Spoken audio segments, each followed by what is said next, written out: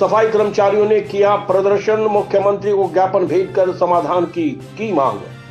सोनीपत में शहरी ठेका सफाई कर्मचारी यूनियन के नेतृत्व में एक बार फिर से सफाई कर्मचारी सड़कों पर उतर आए हैं। कर्मचारियों का आरोप है कि उनको सुविधाएं नहीं मिल रही हैं और समय पर उन्हें सैलरी भी नहीं दी जा रही। ठेकेदार उनका शोषण कर रहा है। उनका कहना है अगर कर्मचारियों की मांगों पर सुनवाई नहीं होती तो वो बड़ा आंदोलन भी करने को मजबूर हो सकते हैं। फिलहाल सामाजिक सुरक्षा की गारंटी और ना कर्मचारियों के पास पीएफ, ईएसआई के नंबर तक कर्मचारियों को उपलब्ध नहीं करवाए गए हैं। कर्मचारियों के पास आइडेंटिटी कार्ड तक नहीं है और ना ही कर्मचारियों को सफाई करने के लिए ठेकेदार द्वारा कोई औजार तक नहीं दिए जाते, जैसे कि झाड़ू, मास्क, हाथों की दस्ताने। कर्मचारियों के पास कूड़ा उठाने के भी कोई औजार नहीं, क्योंकि सफाई करने वाले सफाई कर्मचारियों को भी गंभीर बीमारियों से बचाया जा सकता है। निगम महिलाओं की सब कमेटी प्रधान और जी क्या नाम है, हमारी सरकार से ये लड़ाई है कि सरकार बार बार वादा करती है और फिर वादा करके मुकर जाती है।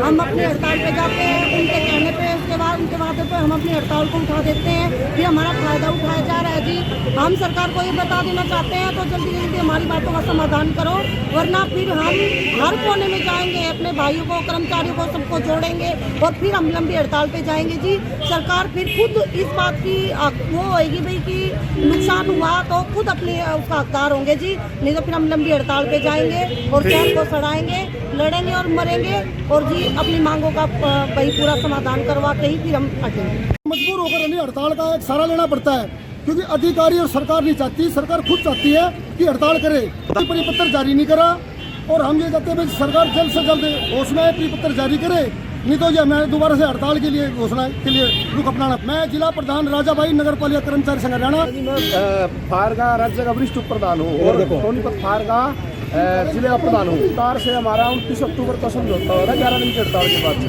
उसमें ये सरकार ने पूरी बाकायदा प्रोसीडिंग की थी। उमा शंकर बैठे थे, निकाय मंत्री बैठे थे इसमें, और उसमें जो पूरी कैबिनेट की मीटिंग थी उसमें समझौता हुआ था सफाई कर्मचारियों का ठेका खत्म होगा, जो पेरोल कर्मचारियों को पक्का किया जाएगा।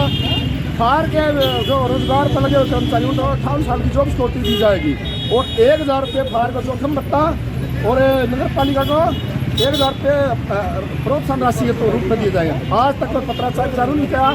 सरकार एक नई चाल चल रही है, फायर को निकाय से निकाल कर राजस्व विभाग में शामिल करना जा रही है और उससे जो रोजगार पर लगे हुए कर्मचारियों के रोजगार पर खतरा है। इसको नगर पालिका कर्मचारी संघ बिल्कुल बर्दाश्त नहीं करेगा और एक बड़े आंदोलन की घोषणा करेगा जल्द। श्याम वशिष्ठ की रिपोर्ट।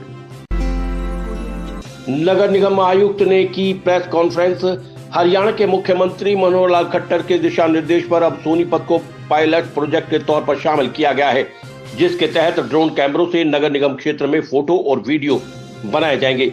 अगर कोई भी नया भवन या अवैध कब्जा करता है तो उसका रिकॉर्ड इकट्ठा करके प्रशासनिक कार्रवाई अमल में लाई जाएगी और सरकारी जमीनों पर होने वाले कब्जों पर रोक लग सकेगी।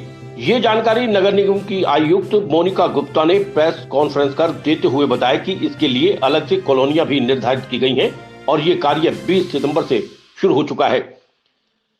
आगामी 19 से 23 नवंबर तक नगर निगम कार्यालय में प्रॉपर्टी टैक्स जमा करवाने वाले लोगों के लिए हेल्प टैक्स की शुरुआत हो चुकी है। अगर कोई भी प्रॉपर्टी टैक्स उपभोक्ता जिन्होंने अपनी प्रॉपर्टी का टैक्स जमा नहीं करवाया, वो 31 दिसंबर तक करवाने से उसे ब्याज माफी का फायदा मिलेगा। ये सरकार की एक सराहनीय योजना मानी जा रही है।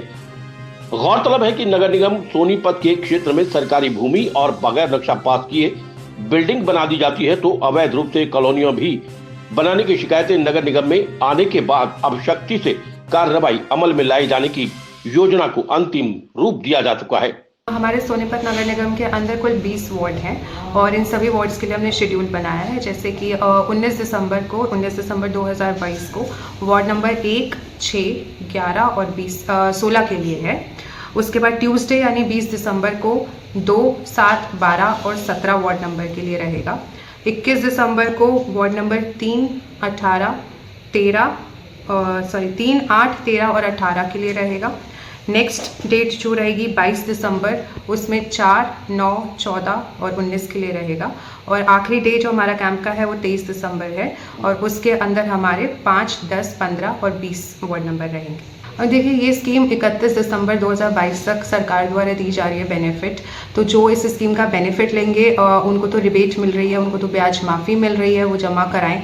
तब तक निगम कोई कोर्सिव एक्शन नहीं ले रहा है। इसके बाद भी यदि लोग नहीं जमा कराते हैं तो वो नोटिस भेजकर जो हमारा रिकवरी का मैकेनिज्म रहता है, भले वो सीलिंग रहे या जो भी कार्रवाई हमारे एक्ट में रहती है, फिर हम वो जाएंगे। ये मैं आप सभी के माध्यम से हमारे शहरवासियों तक एक मैसेज पहुंचाना चाहती हूँ कि सरकार द्वारा प्रॉपर्टी टैक्स पर रिबेट दी गई है और वो रिबेट एरियर्स के ब्याज पर है। यानी अगर किसी का एरियर्स है जो बकाया है प्रॉपर्टी टैक्स का, उसके ऊपर जो ब्याज है 2010-11 से लेके आज तक का, वो सारा का सारा माफ़ है और ये रिबेट केवल 31 दिसंबर 2022 तक है। तो मेरा अनुरोध है सोनीपत के शहरवासियों से सबसे कि ये जो ब्याज माफ़ी की स्कीम इतनी अच्छी सरकार द्वारा लाई गई है, आप उसका लाभ उठाएं। इसमें हम आपकी सहायता के लिए कैंप्स भी लगा रहे हैं जो कि 19 दिसंबर से लेके 23 दिसंबर तक लगाए जाएंगे निगम कार्यालय के अंदर। ये कैंप्स वार्ड वाइज लगेंगे, इसका एक बाकायदा शेड्यूल हमने बनाया है और हमारा पूरा स्टाफ बैठ के मौके पर ही आपका प्रॉपर्टी टैक्स जो है लेगा। और अगर आप इस स्कीम का बेनिफिट उठाते हैं तो लगभग आप समझिए जितना आपका एरियर्स है, अगर आप किसी व्यक्ति ने नहीं दिया तो जितना उसका एरियर्स बन रहा है मोटा मोटी उतना ही ब्याज है, तो लगभग आधा तो आपका माफ़ हो जाता है क्योंकि ब्याज माफ़ हो रहा है। तो सबसे मेरा यही अपील है कि अपना प्रॉपर्टी टैक्स भरें और इस स्कीम का बेनिफिट उठाएं। श्याम वशिष्ठ की रिपोर्ट।